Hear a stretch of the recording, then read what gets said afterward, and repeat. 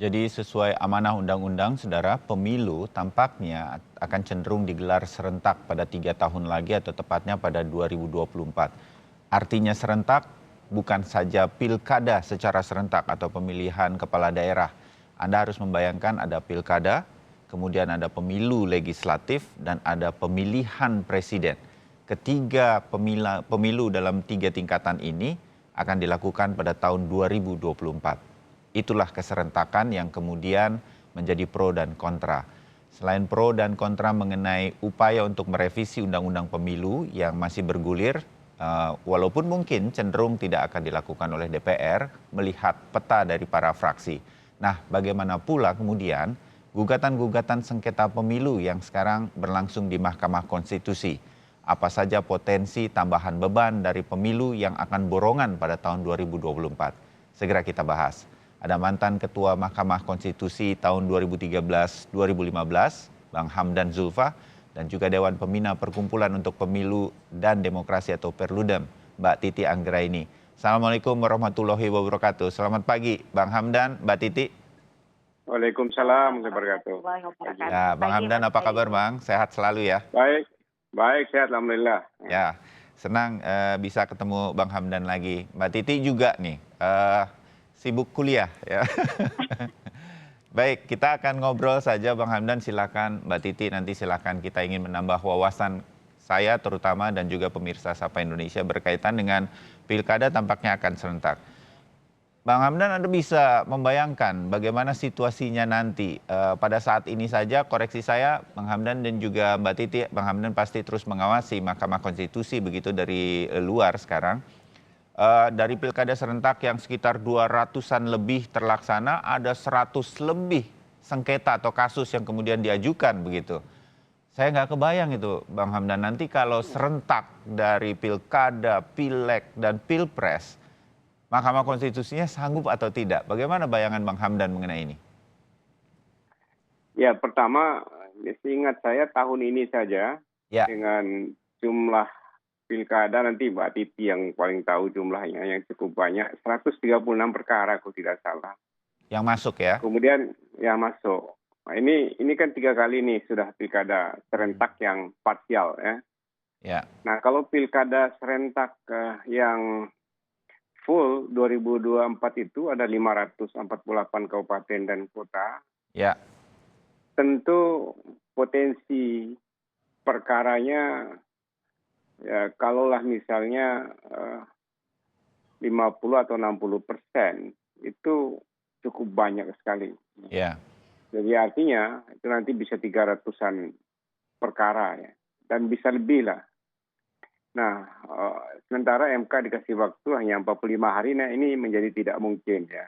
Jadi tidak mungkin dengan jumlah perkara yang sedemikian banyak. Oleh karena itu, kalau 45 hari itu untuk penyelesaian perkara yang sekarang 130 ya, 130-an, maka kalau 300-an perkara tentu kali duanya. ya.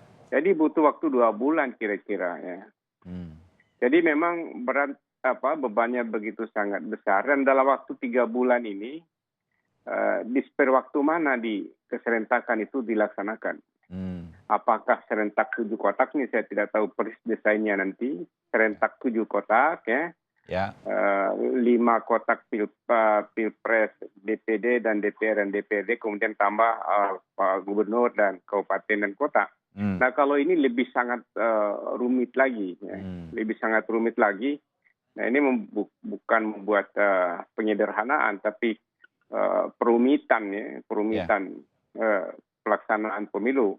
Ya. Itu dari proses yang di sana. Tapi di MK sendiri tentu memiliki beban yang sangat besar sekali. Nah, Ya. pengalaman yang lalu, pengalaman pileg yang lalu kan ada 1000 lebih perkara pemilu legislatif itu. Ya. Tambah Dan itu boleh tahu ya pilpres. Bang Hamdan, di belakang layarnya boleh tahu Bang Hamdan, itu memang kerja keras para hakim di dalam Mahkamah Konstitusi untuk menyelesaikannya ya? Kerja yang paling capek itu memeriksa pemilu legislatif itu, karena tumpukan berkasnya udah sampai kurang tidur itu. Dan dia banyak harus nginap di kantor selama proses itu. Jadi Ya. kebanyakan nginap di kantor. Jadi ini bukan pekerjaan yang mudah gitu. Ya, Jadi apalagi digabung ini, saya membayangkan itu sangat sangat berat sekali. ya, Ya. terbayang Bang Hamdan. Saya ke Mbak Titi dulu. Mbak Titi, saya langsung mengambil angle berhubung ada Bang Hamdan Zulfa berkaitan dengan kemungkinan sengketanya begitu kan ya. Ini kan udah disampaikan Mbak Titi, saya yakin Perludem dan teman-teman yang lain, makanya kemudian perlu revisi untuk mengantisipasi kemungkinan-kemungkinan ini. Sejauh mana sih kemudian concern kita mengenai hal ini itu kemudian bisa diterima begitu dalam hal ini oleh pemerintah? Mungkin kita melalui DPR, Mbak Titi. Ya, terima kasih Mas Bayu. Kalau kita mencermati perkembangan sampai dengan hari ini, penolakan itu kan sebenarnya tidak mau menggeser jadwal pilkada dari 2024 ke jadwal yang reguler, yaitu Ya, 2022 dan 2023. ya, Nah, pada tahun 2024, hari pemungutan suara antara pemilu dan pilkada itu berdasarkan desain yang ada saat ini tidak pada hari yang sama, ya. tetapi ada jeda beberapa bulan. Pileg Pilpres biasanya kalau siklus 5 tahunan kan di bulan April, Ya. sedangkan pilkadanya dijadwalkan pada bulan November 2024, sebagaimana diatur di Undang-Undang Nomor 10 Tahun 2016. Namun, kita tidak bisa berasumsi pemilu presiden itu hanya satu putaran. Siapa tahu karena di 2024 tidak ada petahana lagi, maka Ya. kita misalnya punya minimal, minimal 3 calon. Dan bisa saja dari 3 calon itu ada 2 putaran. Nah, kalau ada 2 putaran, maka April ada Pileg Pilpres dengan skema yang sama dengan pemilu 2019, lalu Juli putaran kedua Kedua presiden, Pilpres, dan ya. November Pilkada. pilkada. Hmm. Nah, problemnya meskipun tidak pada hari yang sama pemungutan suaranya, pertama beban tetap akan besar. Karena tadi ya di Mahkamah Konstitusi ketika pemilu legislatif ada ribuan perkara yang akan mereka tangani.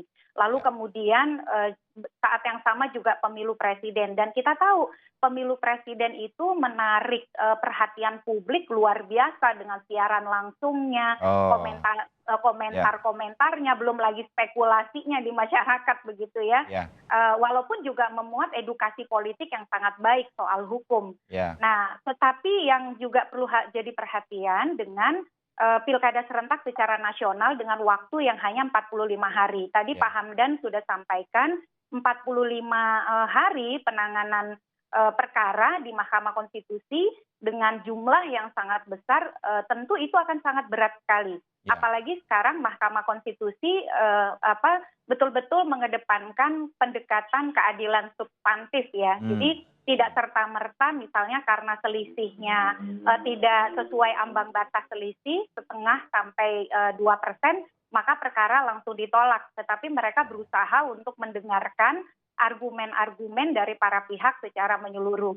Ya. Nah, ini yang makanya kami sampaikan kepada pembuat undang-undang untuk betul-betul mempertimbangkan kembali. Karena kenapa? Kalau sekedar secara prosedural, Mas Bayu dan Pak Hamdan, bisa saja itu dilaksanakan. Misalnya kita hanya mengejar prosedural. Tetapi kan orientasi kita berpemilu dan berpilkada bukan hanya prosedur, tetapi bagaimana memastikan pemilu itu mencapai tujuan. Jadi pemilih paham betul konsekuensi dari pilihan mereka, penyelenggara menyelenggarakan secara berkualitas, dan hakim-hakim juga bisa memeriksa perkara sesuai dengan tujuan keadilan yang diharapkan dari prosesnya begitu. Saya sendiri masih berharap bahwa pemerintah mengubah pendiriannya terkait dengan skema tidak mau merevisi Undang-Undang Pemilu dan juga soal jadwal Pilkada serentak nasional pada 2024. Berat sekali Mas Bayu, luar biasa. Ya, terbayang. Kalau sampai sejauh ini Mbak Titi, upaya-upaya untuk menjelaskan ini, tampaknya pemerintah ini akan, saya ingin tahu dari Mbak Titi yang terus mungkin dalam jangka waktu yang berkala dengan secara kontinu terus memantau situasi ini, benar nggak kalau kemudian kami ini melihat tampaknya revisi Undang-Undang Pemilu tidak akan dilakukan dan kemudian pemerintah akan melakukannya pada 2024 seperti yang tadi Mbak Titi bayangkan, serentak semuanya pada 2024. Lebih ke sana, Mbak Titi. Kalau posisinya yang sangat tidak bisa ditawar dari pemerintah itu, kalau saya baca dari Ya. pernyataan-pernyataan publik adalah tidak mau menggeser pilkada dari 2024 Hmm. dan mengembalikan kepada jadwal semula semula ini dalam artian bukan berdasar undang-undang ya, tetapi Ya. regularity begitu. Jadi keajekan jadwal. Oke. Tidak menginginkan ada perubahan undang-undang sehingga pilkada itu di 2022 dan 2023. Hmm. Tetapi kalau dari sisi RUU Pemilu sebenarnya ini yang juga cukup unik ya. Masih ada suara-suara untuk menginginkan perbaikan pengaturan dari undang-undang pemilu kita. Karena kenapa? Ada kebutuhan objektif untuk melakukan penyesuaian tata kelola teknis dan prosedural supaya pemilu dan pileg pilpres serentak itu lebih masuk akal dari sisi beban dan lebih memudahkan penyelenggara. Jadi nampaknya yang tidak bisa ditawar ini adalah tidak mau Waktunya ya? waktu. Tetapi kalau soal waktu sebenarnya, kalau memang pemerintah tidak mau pilkada di 2022 dan 2023, ada usulan menarik lainnya, yaitu justru memundurkan lagi pilkada tidak pada 2024, tetapi menggeser supaya tidak pada tahun yang sama begitu dengan Misalnya 2025, pilpres. misal begitu ya? Betul, Oh. misal 2025 atau seperti usulan anggota KPU RI Hasyim Asyari di 2026. Tetapi kalau 2026, Mas Bayu, kita itu akan punya penjabat yang sangat lama. Padahal kan kita Penjabat negara sementara demokrasi, untuk kepala ya. daerah yang sangat lama ya? Betul, padahal kan kita sepakat bahwa kepala daerah itu dipilih dari dan oleh rakyat berdasarkan regulasi yang ada. Nah, dengan memiliki jeda yang sangat panjang, itu secara demokrasi elektoral bermasalah gitu, problematik. Mudah-mudahan ini didengar ya, karena saya berharap betul kita tidak hanya menata jadwal elektoral dengan pendekatan temporer, tetapi kita berpikir antara koherensi penguatan pemilu dengan penguatan partai politik dan betul-betul menyajikan sebuah prosedur demokrasi yang bermanfaat untuk rakyat, memudahkan rakyat dan membuat rakyat paham betul mengapa mereka menggunakan pemilu sebagai instrumen memilih para wakil mereka. Ya, dimengerti Mbak Titi. Inilah kemudian kita ngobrol dengan Mbak Titi dan Bang Hamdan ini menambah terus wawasan kita. Pemilunya harus berkualitas, itu yang harus dijaga, kira-kira begitu ya.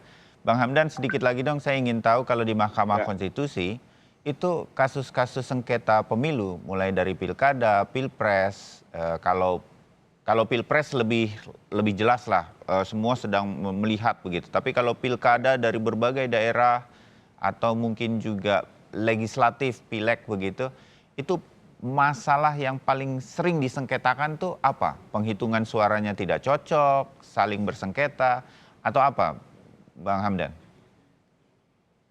Masalah yang paling banyak itu adalah terkait dengan pelanggaran dalam penyelenggaraannya proses penyelenggaraan, terutama ada 2 tahap situ. Ada tahap menuju pemungutan suara dan ada tahap pada saat pemungutan suara. Ya. Yang paling banyak itu adalah tahap menuju pemungutan suara itu, kira-kira gitu. Kemudian yang kedua adalah tahap di saat pemungutan suara. Kalau masalah hasil, memang tidak terlalu banyak, masalah di rekapitulasi begitu, tidak terlalu banyak. Tapi yang paling, cuma kalau sampai di MK kan harus dikaitkan dengan hasil, selalu begitu. Tapi pada prinsipnya kalau saya bisa bagi 3, yang paling banyak itu tahap menuju pemungutan suara itu. Dari tahap pendaftaran, penetapan pasangan calon atau penetapan peserta, kemudian proses kampanye, sampai pada saat pemungutan suara. Yang paling banyak itu justru di depan itu. Karena itu sebenarnya memang empowerment terhadap lembaga penyelesaian sengketa pemilu dalam proses ini menjadi sangat penting untuk mengurangi beban Mahkamah Konstitusi. Ya, nah itu Bang Hamdan dan juga Mbak Titi. Bukankah aturan main untuk seseorang, Bayu Sutiono, untuk ikut di dalam pilkada, kan sudah jelas nih aturan mainnya.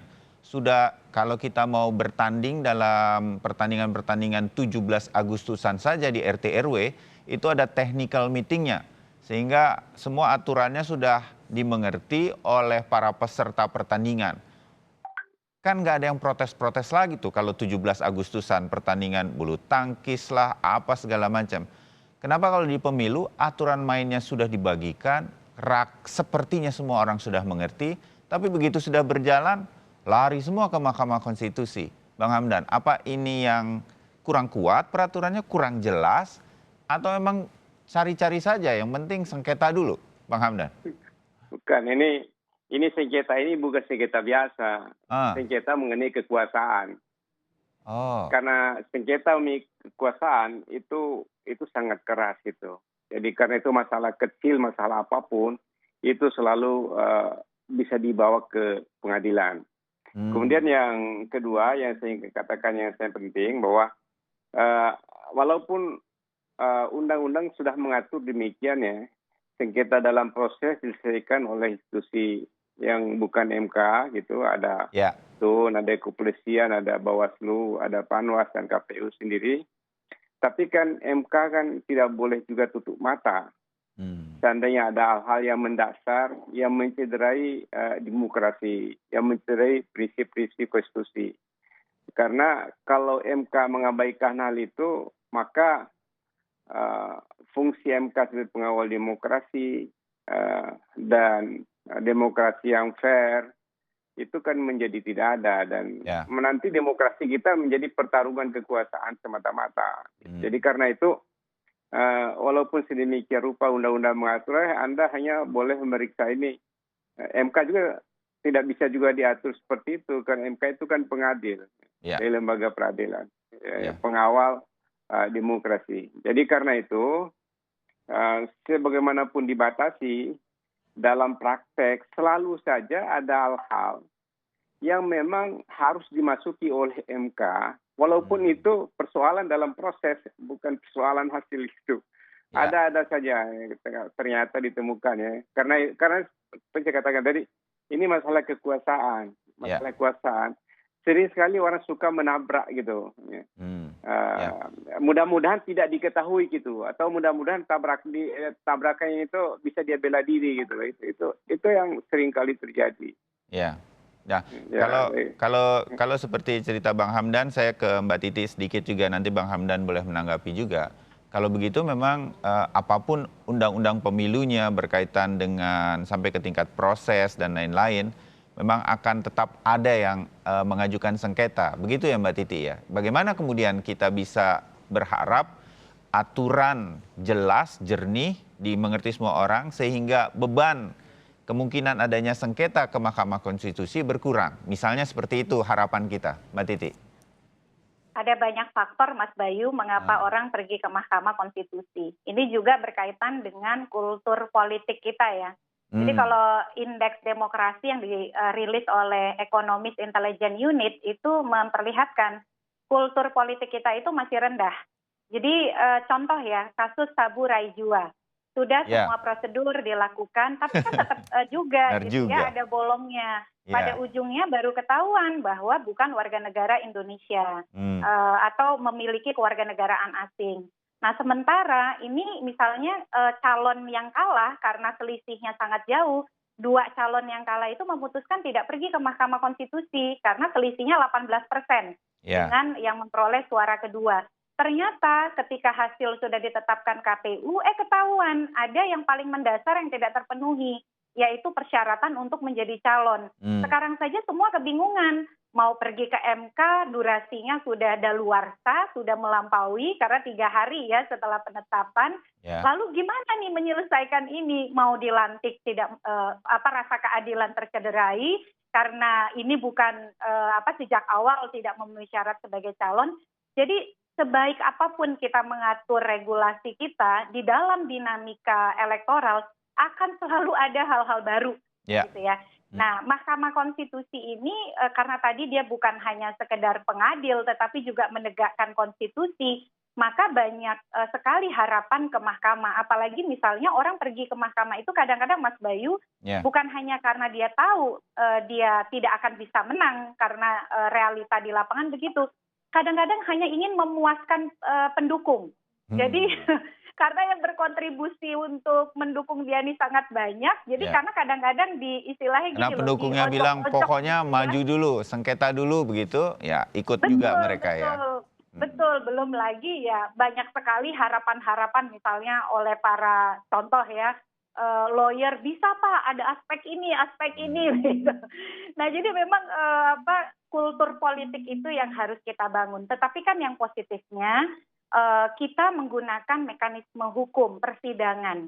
Jadi Ya. bukan mekanisme jalanan. Jadi satu sisi, kultur politik kita masih belum terlalu baik, tetapi satu sisi kita juga mengedukasi, membangun kultur hukum bahwa perbedaan pendapat, konflik, bukan konflik ya, tetapi perselisihan itu diselesaikan melalui mekanisme hukum di persidangan. Ya. Nah ini bagi saya sih itu sesuatu yang baik. Hanya saja kita juga harus terus mengedukasi publik dan para calon kita untuk juga realistis begitu ya.